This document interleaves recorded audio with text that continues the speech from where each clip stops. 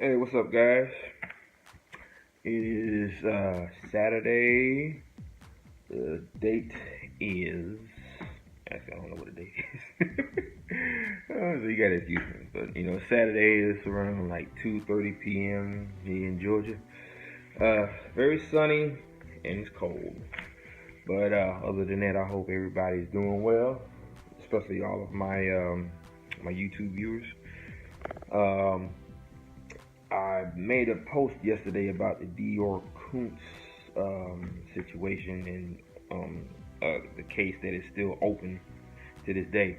I made a comment about how long it's been since De'Orr has vanished from sight at the campsite they were in. I said a total of 2 years. I meant to say 1 year because from the date of when he went missing, which is July 9th, 2015 to July 9th of this year, that's a total of 1 year. So that was my mistake. So I'm correcting that. He's only been missing for a year, and it'll be 2 years next year on July 9th of 2017. So, but anyway, I gathered some more information, and I found that website that I looked at prior to me posting the information about the case itself. It's coming from the website of a newsroom called KTVB 7. So I'm guessing that's the station of the newsroom, and it's channel 7 in Ohio. The case is called Toy Car Camo Jacket Found in De'Orr Kunz case. But that's the name of the story, actually. Okay, now in Boise, Idaho, a new report was released by Klein Investigations and Consulting. That's KIC. Now, as I stated before, the firm was once hired, by the family, and when they were hired, and investigating the case, several items were found. Now, also, the same company was fired by the family, or at least by the parents, because the way I see it, they probably started to realize that regardless of them hiring the investigative team to investigate the disappearance of their son, I believe wholeheartedly that they instantly believed that they had something to do with the case. And I think that's just kind of wrong for them to be to feel that way about the family, knowing that they hired them to investigate the disappearance of their son, but in the background they believed all along that they had something to do with his disappearance. But like I said, they found some items that was detrimental to the case. Now, the investigators searched the former Idaho Falls residence of De'Orr Kunz and Jessica Mitchell.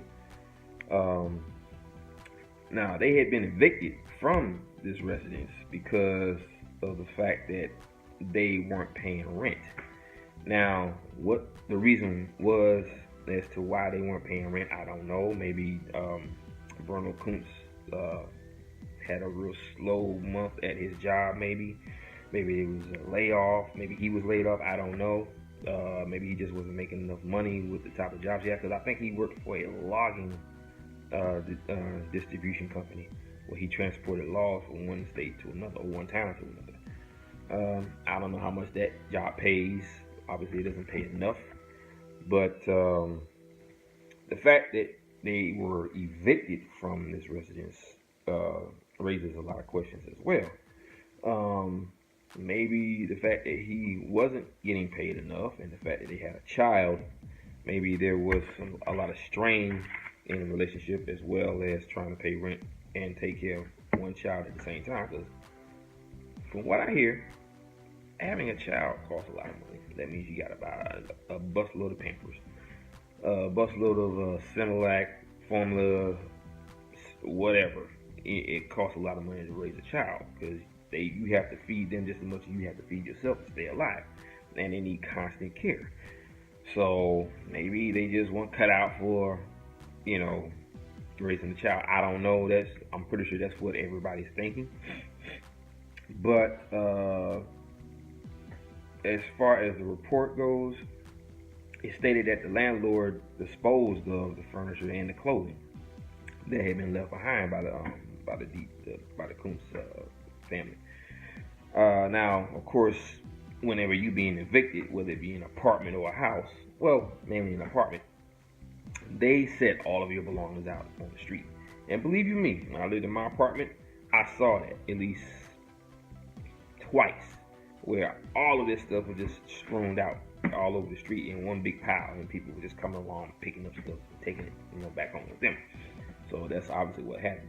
Or maybe they had it in. Well, I guess once they found out what happened to their child, they decided to keep. The landlord decided to keep the items just in case they may have had something to do with it. So, and it was a good thing that he did. So they had a chance to check everything, and look through it, which is exactly what they did. They searched. They had permission from the landlord to search, the items, and they found some key, stuff that was of interest to the investigators. One of which was 4 Matchbox cars that belonged to little De'Orr, a camel jacket that De'Orr wore the day that he vanished, a credit card that was used by a family friend, and he bought some items that is unknown to the investigators, an insurance tracking device. An insurance tracking device box, and an instruction package. Whatever that is all about, I'm not sure. Also, they found several thousand dollars were missing from the funds that was raised to hire the PIs in the first place. It was a total of $29,200 that was, raised for the kick investigative team. Now, a total missing from that amount was an amount of $9,201. Now, Kick says that they can't find anyone that saw the child go or enter the mountain area since the day he disappeared. Which is kind of strange, but I look at it like this here. To them, if they didn't see anything, it's because it was a regular, ordinary day for any family to go into that national forest, to camp out. And I'm pretty sure there was a lot of people there, so obviously they weren't paying attention to the fact that a child, entered the park, or entered the national forest area and campsite. Now, it probably just looked like any other ordinary child to whoever. They probably weren't even focusing on them because they probably had their own kids to worry about. So that's what I'm thinking. If nobody knew that they were going, that's probably because it was their life. They going to a national forest to have a camping trip with their family. So who would be paying attention to that? That's an ordinary day for these people, and for anybody else in that area, I'm pretty sure. Now, they also believe that the parents, is covering up, the supposed crime. Now, the parents also said that they have nothing to hide, which I do believe, because think about it. A child is missing. The police department, they jump into action when it comes to stuff like that. When a child is missing, so they will do whatever it takes to find out what happened to their child. Now, when all this first started, the first thing they thought was that maybe he fell into the lake. They asked the gaming organization for permission to dam the lake so they could search. They searched. They couldn't find nobody in the lake. They searched, bear caves. They couldn't find him in there either. They pretty much searched all over the area within a 2-mile radius, all around the park. Now, it's like I stated before. David Paulides has also stated in his previous interviews that to the SAR teams and what they have found in the past, a child can only travel no more than 2 miles. Because, like I said before, they have little legs, so there's only but so far they can travel. So they probably get tired, they want to lay down or take a nap, no matter where they are. And they actually find most children who are lost in the woods. And it's only within a 2-mile radius. And I'm pretty sure that has been stated by the SAR team in the past, and I'm pretty sure it's on record. That's about as far as they can travel, because that's how far they went to find the child. But in these cases of people just vanishing without a trace, including children, they vanish from sight and are found hundreds, sometimes thousands of miles away in the mountains. Some of them be alive, some of them be dead. Like the Keith Parkins story. This is what I was probably trying to say yesterday, but I had a brain fart, so I couldn't think of what the name of the child. But the story of Keith Parkins. He disappeared from his grandparents' home, and he was later found. I still keep getting the time frame and the miles wrong. I'm not sure if it was 12 hours, 19 miles, 12 hours later, 19 miles away from home, or 19 hours and 12 miles. I would think he was found 12 hours later, 19 miles away in the mountains, in a frozen creek bed, barely breathing and barely alive. Okay, now the question is, this boy was 2.5 years old.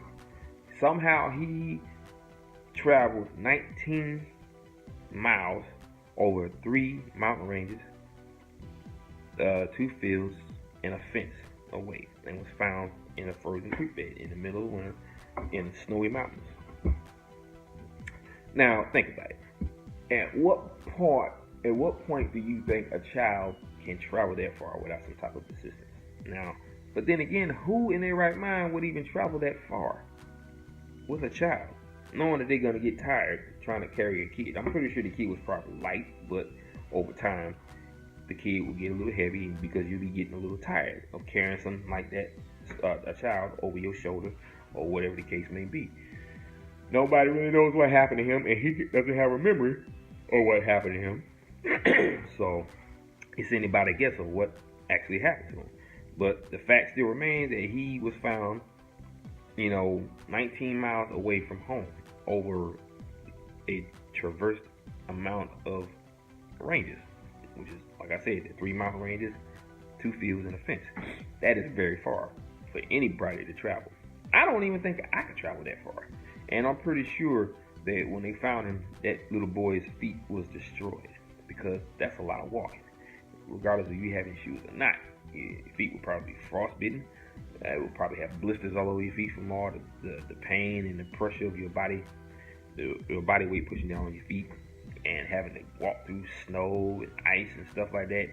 But the mother said that the clothes were torn, mainly the pants was ripped to shreds, and he had scratches all over his body from probably running through thorn bushes or twigs. Maybe not so much twigs, but like branches from trees, or bushes. But the fact still remains, somehow he got that far, and obviously he had a little help. What kind of help? I don't know. Could he have been carried away by some mountain beast? It couldn't have been a mountain lion or whatever, because I would think they wouldn't carry the child like that. I know that on the news they talked about this little boy that was dragged by a gorilla, but they was in a confined space. This wasn't in the mountains. Now, you have Bigfoot, you have alien abduction, where they probably took him up in their ship and transported him after they were done with him to another place, hours and miles away from his home. Who knows? But as far as the De'Orr Kunz case, I'm not saying that they've done something. I'm not saying that they have. I'm not saying that they didn't do anything. But it is just very weird how the little boy just up and vanished. Now, there's a good chance that he never even entered the park. There's a good chance that they never even went to the park themselves. They could have just made up that story to say that, you know, their child was kidnapped. They probably came up with an elaborate story stating that they were in the mountains, you know, with their child, and poof, he was gone.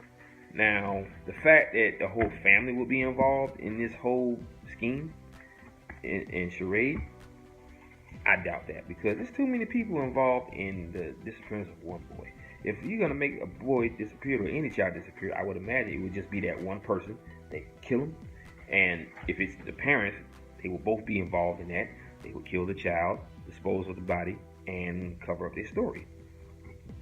Now, the fact that the family alone on both sides would be involved in this heinous act, it's I don't think that they had something to do with it. Like I said, the fact that the family would also go along with this and hire investigators, you know, not saying that they were involved, but the fact that they don't know what happened. So if they are clueless to the fact that the family had something to do with it, naturally they would hire investigators to help them out. That's what family does. They come together and help each other out. So it's not a matter that they would have something to do with it. It's just the fact that they did something horrible, and when the news broke that their son was missing, the family acted and helped them try to find their child. So naturally they wouldn't have anything to do with it anyway, because they didn't know that, you know, they may have had something to do with it until they were accused of killing the little De'Orr. So that will retract what I just said about the family being involved, because naturally, you know, if they didn't know, that obviously they're going to help out. Now, if they did know and they were helping anyway, that would be a big problem, of course. But naturally, I know that would never happen, you know. But like I said, until there's been some until there's some type of empirical truth to all the evidence, there's always going to be speculation. There's going to be theories popping up everywhere, just like how the townspeople was talking about aliens and the paranormal, Bigfoot. I am inclined to believe that he may have walked into some sort of invisible portal and was brought to a world at his age. Of course, he's not going to know what to do. He's a child, so naturally, you know, he is vulnerable in that area, if that's the case, because he just vanished. A lot of people ain't going to want to believe that, because they say, okay, if a little 2-year-old vanished, and that's what the grandfather said, he vanished, you know, from sight. That's hard for anyone to believe, because they would think that that's impossible. I mean, there's a lot of things that is possible. It's just mainly unbelievable because they've never seen it happen with their own eyes. You know, there is no recorded proof of things like that happening. And if there is, they would think that it's, you know, made up, or they, you know, it's like computer generation, you know, it's, you know, who knows? I mean, like I said, there's just too many questions dealing with this case. But that's the evidence that I needed to get for his case, as far as posting it on my page. If there's any more evidence that arises from what they found, I will definitely post it on a future video. But like I said, with this case, it is what it is. You know, he vanished from sight after the grandfather just looking away and looking back, and poof, he was gone. You know, I would hope that the parents didn't have anything to do with this. I would sincerely hope that they didn't, because that would be pretty cruel to kill your own child just because the child was too much to handle and they couldn't even pay their own rent, you know, because they poured a lot of their money into raising their child. I mean, just because you have a problem, you know, keeping a roof over your head and have a child, that doesn't give you the right to kill them just because the child is what made that possible. I mean, who's to say that was the reason why, they killed? They figured it would be a lot easier if he wasn't around, so they just offed him. That way they can get on with their lives, you know. But I don't know. I really don't know. Like I said, I would hope and pray that the parents didn't have anything to do with his disappearance. I would rather believe that he stumbled into a portal and was transported to another Earth, another parallel Earth, another dimension, that he couldn't get back from. I would rather believe that than to believe that the parents killed, their own child. But that's just wrong. You don't do stuff like that. And it has happened over some very stupid circumstances. But, because I have no remorse for people that do kill their children, especially a story that came out here in Georgia about it was a black family. I believe that it was the daughter of these two people, a man and a woman. They put their own child in a garbage can and burned her alive. What their reason was for that, I don't know. That I don't think they ever really voiced what the reason why they did it. I just know that they killed their own child and roasted her in a garbage can and found her charred remains after I don't know how it all came about or how they found the child, but they found the child's charred remains inside of a trash can. So there are a lot of crazy people out there, and it doesn't matter what race it is. People are just nuts, So to think that the families would, the Kunz family would actually do something like that. Like I said, I would rather believe that he was a victim of the 411 cases than to believe that the parents killed their own child and did away with the body. But for them to actually do away with the body to a point where nobody will be able to find him, that is still too. It's still too far away, too hard to believe, because there's no evidence whatsoever, and it fits a lot of the criteria dealing with these 411 cases. He vanishes from sight within seconds. There's no evidence of him being even in the park at all. They can't find him in the river. They can't find him in the bear cave. There's no evidence whatsoever to state that they had something to do with it, other than pure speculation, because it's easier to believe that the parents did away with the child than to believe that he walked into some portal. And a lot of people think like that because they have a logical thinking mind, okay? But if you look at these other cases, there is no logical thinking as far as trying to figure out what or who did this. There was no person involved, no human involved in these disappearances. And the scary part is not knowing who or what this is that's making these people disappear. So that's my take on this whole situation. I mean, until there's some, like I said, until there is some type of truth and believable truth to all of this, whenever that's going to come up, hopefully there will be a break in the case. Now, if things turn and it's all geared back towards the parents, naturally they're going to be arrested for murder, but I don't think they're going to find anything. I mean, there's a lot of parents that have been accused of their children disappeared. Like this one story about a child, can't remember the name. There was a little boy, the mother and the father, the sister and their cat. They was all in a trailer home. The parents was, walking around the area enjoying the scenery and the weather. And then all of a sudden they hear a scream. They run back to the camper, and the door to the camper was open. They run inside. They find that the boy is gone, but the daughter and the cat was still there, and they were asleep. How was it you could hear a scream that loud from miles away? Well, they weren't too far away from the camper, but they was far enough.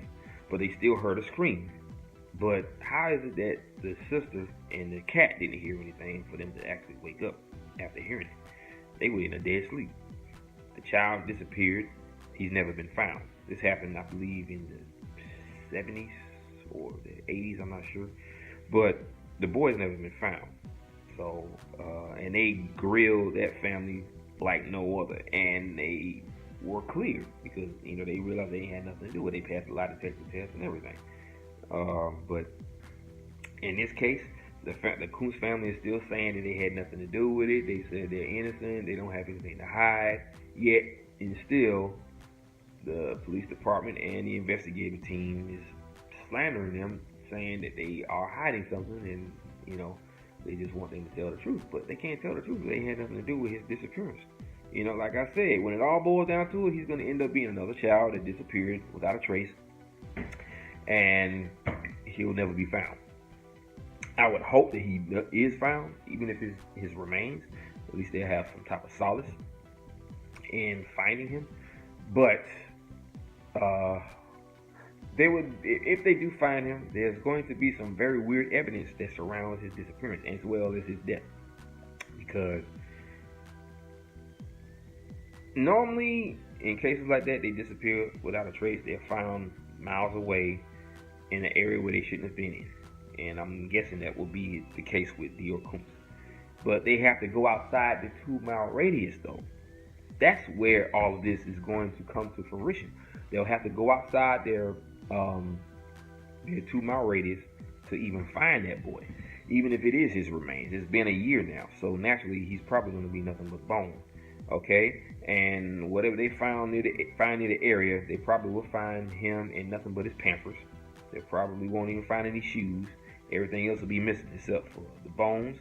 And if that, it just may be one tiny little bone and maybe a shoe, which happens a lot. Like the I keep forgetting his name. Jerry Idaho. Same thing with him. He was found 4 years later in an area where he shouldn't have been in, and the only thing they found was the top of his cranium and a tooth. That's the only thing as far as his body that they found. Now, clothing, they found a very clean looking shoe. It was pristine. That means it was almost like it came off the showroom floor. And they found the sweater he wore that day, 4 years before he was found.